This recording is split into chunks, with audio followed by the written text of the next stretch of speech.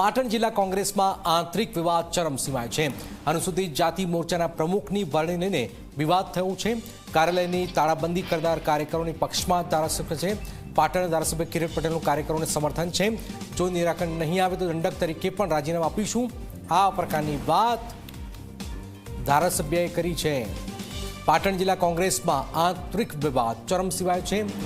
જે પ્રમુખ હતા એમને રિપીટ નથી કરાયા, જેને લઈને વિરોધ વધી રહ્યો છે અને એમના સમર્થકો આ વિરોધ કરી રહ્યા છે। કાર્યાલયની તાળાબંધી કરનાર કાર્યકરોની પક્ષમાં પણ ધારાસભ્ય છે। ધારાસભ્ય કહે જો આ વાત નહીં માનવામાં આવે તો હું પણ દંડક તરીકે રાજીનામું આપીશ।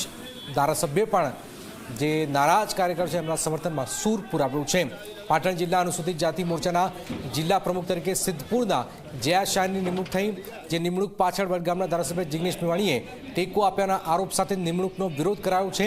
એટલું જ નહીં, રોષે ભરેલા કાર્યકર્તાઓએ જિલ્લા કાર્યાલયને ખંભાથી તાળા લગાવ્યા છે।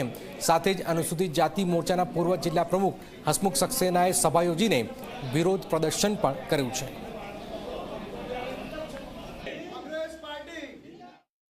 પરંતુ કોઈપણ પ્રકારની સેન્સ લીધા સિવાય જે બેનની નિમણૂક કરી એની સામે અમને કંઈ વાંધો નથી। પરંતુ અન્ય જે લોકોની નિમણૂક કરવામાં આવી છે, જે લોકો 2017 કે 2022ની અંદર કોંગ્રેસ પક્ષ પાર્ટી વિરુદ્ધ જેને કામ કર્યું છે, એવા લોકોના ઈશારે જો આવી નિમણૂક કરી દેવામાં આવતી હોય અને ચૂંટાયેલા પ્રતિનિધિને પૂછવામાં આવતું હોય, કોંગ્રેસ પક્ષના અનુસૂચિત જાતિના સંનિષ્ઠ કાર્યકરોને પૂછવામાં આવતું હોય તો એમની જે નારાજગી છે એ નારાજગી મને લાગે છે કે યોગ્ય છે। આ અનુસૂચિત જાતિના જે હિતેન્દ્ર પીઠડિયા છે એને જ હું ફૂટેલી તોપ કહું છું।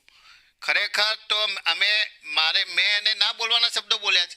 કેમ કે અમે ચૂંટાયેલા પ્રતિનિધિ છીએ। પાટણ જિલ્લાની અંદર આખા ગુજરાતની અંદર 12 ધારાસભ્યો છે, એમાંથી પાટણ જિલ્લાના 2 ધારાસભ્યો છે। તો પૂછ્યા સિવાય મન ફાવે જેને પક્ષ વિરોધી પ્રવૃત્તિ કરી છે, દિનેશ ઠાકોરને હરાવવામાં જેને પ્રયાસ કર્યો છે, અમને હરાવવાનો જેને પ્રયાસ કર્યો છે, એવા લોકોના ઈશારે આ નિમણૂક કરી દેવામાં આવે તો હિતેન્દ્ર પીઠડિયા પાટણમાં આવશે તો એના ઉપર જૂતાનો વરસાદ થશે, એને માર ખાવાનો વારો આવશે અને એને જૂતાનો હાર પણ પહેરાવવામાં આવશે। ભારતના ઇતિહાસના રાજકારણની અંદર કે ગુજરાતની અંદર તમે કેટલા ભણેલા છો એના કરતાં તમે કેવું શાસન ચલાવો છો એ મહત્વનું છે। દાખલા તરીકે કેશુભાઈ પટેલ હતા, એ ઓછું ભણેલા હતા તો એ મુખ્યમંત્રી બન્યા। એટલે કોઈ પણ વ્યક્તિ વિશે આવા અપમાનજનક નિવેદનો ના કરવા જોઈએ, એ બાબતનો પણ મને વિરોધ છે। અને કોઈ વ્યક્તિ એ કેટલું ભણેલો છે અને ભણેલાના લીધે એને સ્થાન મળે છે, રાજકારણની અંદર એવું નથી હોતું। રાજકારણની અંદર IAS કે IPS અધિકારીઓ થયેલા હોય, PhD થયેલા હોય એવા લોકો નીચે બેઠા હોય છે અને ઓછું ભણેલા જેની અંદર સંગઠન શક્તિ હોય, જેની અંદર સૂઝ હોય, એવા લોકો સંગઠનની અંદર હોય કે હોદ્દા